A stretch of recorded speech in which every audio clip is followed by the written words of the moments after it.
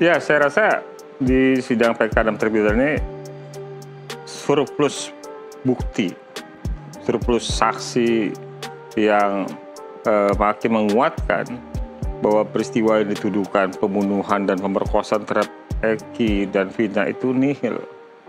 Gitu.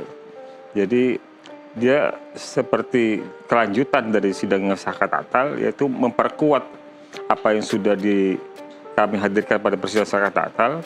Jadi membulatkan, ya, menggenapkan, ya, argumentasi kami yang sama bahwa peristiwa itu bukan peristiwa pembunuhan pemerkosaan, tapi itu adalah peristiwa kecelakaan yang menyebabkan Eki dan Vina meninggal dunia.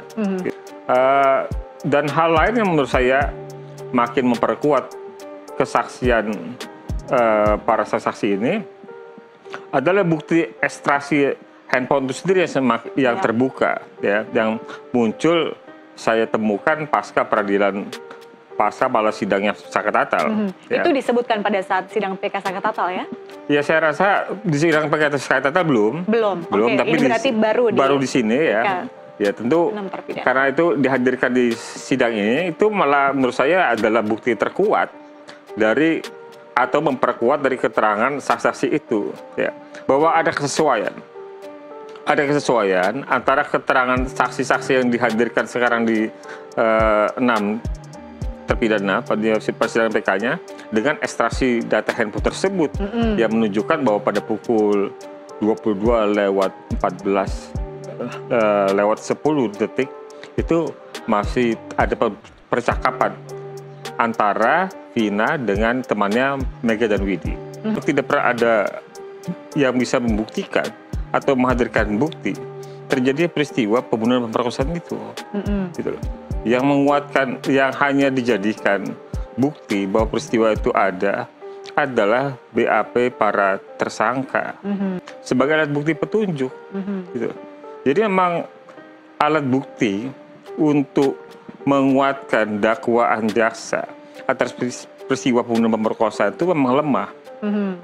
Kenapa kemudian itu yang menjadi alasan hakim menjadikan BAP, berita acara pemeriksaan, yang sebenarnya kualitasnya bukan alat bukti, itu dijadikan alat bukti petunjuk.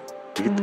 Entah kenapa Rudiana offset untuk melakukan penyidikan tanpa berdasarkan hukum, nggak ada surat perintah, ya. Melakukan penangkapan tanpa surat perintah, melakukan penyiksaan terhadap 8 orang ini, bahkan 9 ketika itu, ya 8 ya, dengan Aldi ketika itu, yang kemudian berlanjut tanpa proses penyelidikan, langsung naik ke penyidikan. Gitu. Tentu perkara ini tidak mungkin ada tanpa peran besar dari Rudiana. Gitu. Jadi memang jadi menurut saya sih bukan selalu memojokkan, tetapi memang fakta atas peristiwa peradilan sesat, ya, yang sedang kita saksikan ini, yang kemudian diajukan peninjauan kembalinya. Ini kontribusi terbesarnya ya dapat Rudiana. Kalau Rudiana tidak melakukan penangkapan, ya, secara tidak berdasar, ya, tanpa perintah hukum, tidak melakukan penyidikan semena-mena, ya peristiwa ini nggak ada. Tidak prosedural. Iya, tapi karena unsur subjektivitas, ya, kemudian konflik kepentingan, ya karena korbannya anaknya, nggak tahu apa yang mengilhami Rudiana untuk kemudian membuat 8 orang ini tersangka, ya. Apakah karena ada yang surupan yang mengaku bahwa Vina mengalami pembunuhan dan pemerkosaan atau yang lain. Tetapi menurut saya memang peran Rudiana untuk menjadikan 8 orang ini pesakit itu sangat besar.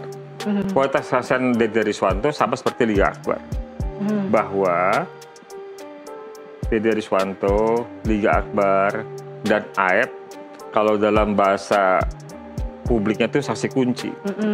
Ya, mereka yang melihat peristiwa itu pertama.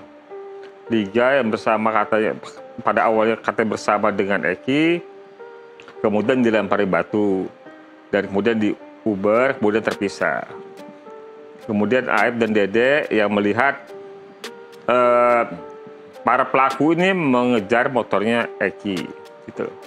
Jadi kualitas keterangan Liga Akbar dan Dede itu sama.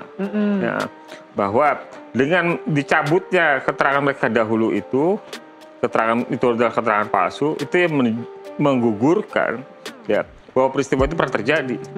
Gitu. Jadi peristiwa itu nggak pernah terjadi dan bahkan memang hanya sekedar karangan saja yang dipaksakan lewat proses hukum.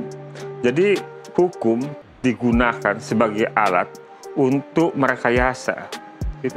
Untuk mempersoalkan orang tanpa bukti-bukti yang jelas, valid, kuat. Bukan soal memojokkan ya, tetapi ini menyampaikan fakta apa yang sebenarnya terjadi.